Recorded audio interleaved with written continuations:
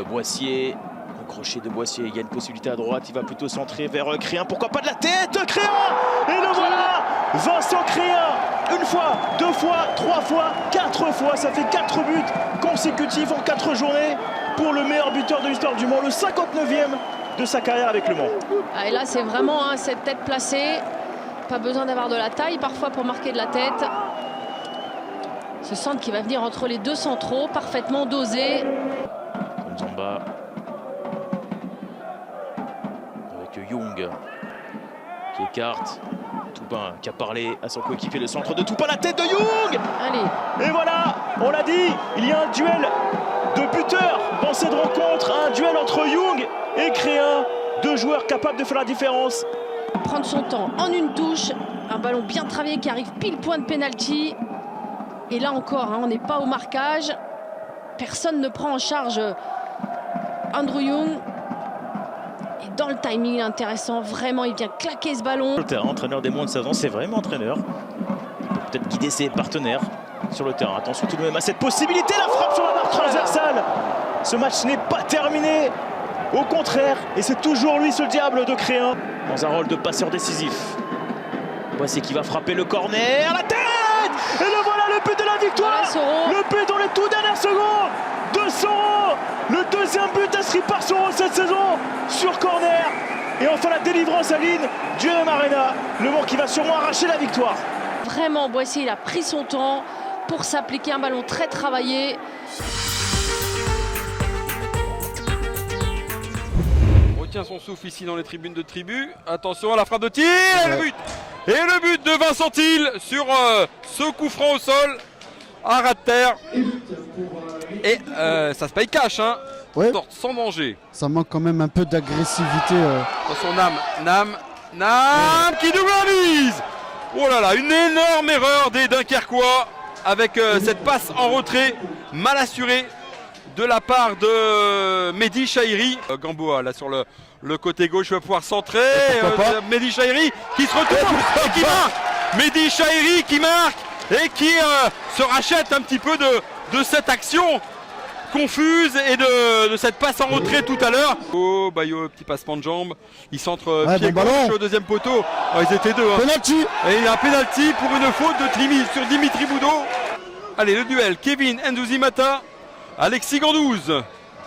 Ndouzimata et qui oblige Gandouze à un super barré. On l'a déjà dit, Gandouze avait sauvé les meubles tout à l'heure sur une frappe de Dimitri Boudot. Face à Baptiste, il peut servir Dimitri Boudot. Qui penalty, il y a un deuxième penalty. Il y a un deuxième penalty pour une faute sur Jérémy Wiesmann. On joue les arrêts de jeu. S'il l'arrête, c'est l'homme du match. Clairement. Arrêtez deux penalties dans un même match, c'est vrai que c'est rare. Attention, Dimitri Boudot. Ah, la transversale, c'est incroyable. C'est incroyable, ils n'y arriveront pas les Dunkerquois. Ils n'y arriveront pas.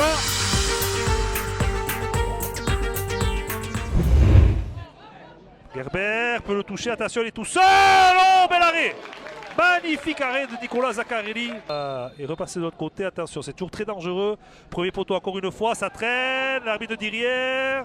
Le ballon, Bonnet, c'est le but. Premier but pour Hugo Bonnet. Et pour les joueurs du RAF. Avec ce ballon qui traînait encore une fois.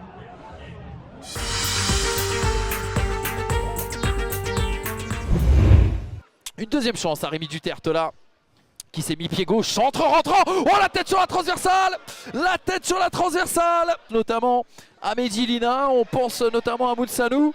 Alors qu'on est déjà reparti dans le jeu avec cette belle frappe et l'ouverture du score du SO Cholet. 22e minute de jeu et déjà un but à 0. Et bien pour le SOC contre le cours du jeu. Et le premier héros, on vous en parlait tout à l'heure, il vient de rentrer. C'est Abdelila Abiza, un but à 0. On foot. Nassim Ouamou avec Kat Kraichi. Regardez ce jeu, une touche de balle là. C'est bien fait de la part de Robert Ma. La belle frappe derrière de Kat Kraichi. Et on a bien suivi du côté de Mathias Serrin. Et l'égalisation. Un but partout. Tout est à refaire pour le SO Cholet. Encore une fois, un but qui est superbe. Hein. C'est dans la conception.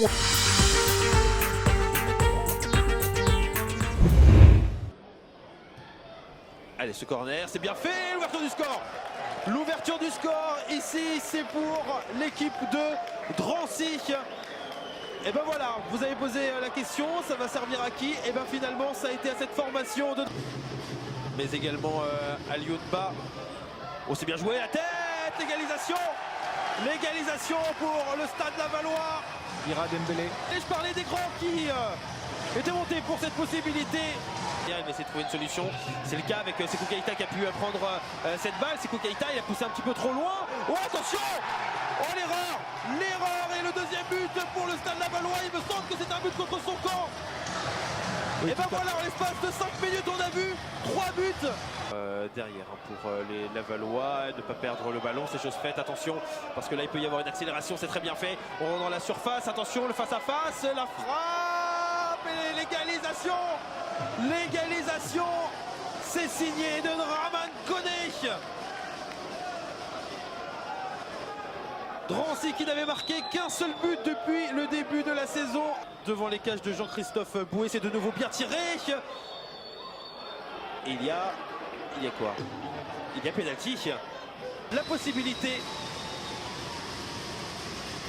d'aller marquer le troisième but. Ça pourrait être un véritable exploit, ce qui se passe. C'est tiré, c'est rentré. Le troisième but pour la formation de Drancy, signé de son numéro 10, à savoir Guillaume Cousse. Ça fait 3 buts à 2. Quelle stupeur ici au stade Francis Levasseur. Oh, c'est bien tiré ça, finalement ça va peut-être revenir derrière. Est-ce qu'il va y avoir une frappe et l'égalisation? L'égalisation Keïta. Et c'est son premier but. C'est son premier but, lui qui vient d'arriver, c'était il y a maintenant quelques jours. Continue son pressing, si Laval continue à jouer ainsi, ça peut coûter cher à un moment donné. Pourquoi pas ce centre de nouveau avec la tête. Keïta. Cet homme vient d'arriver, cet homme va peut-être permettre à Laval de remporter son premier match de l'année 2019. Sékou Keïta.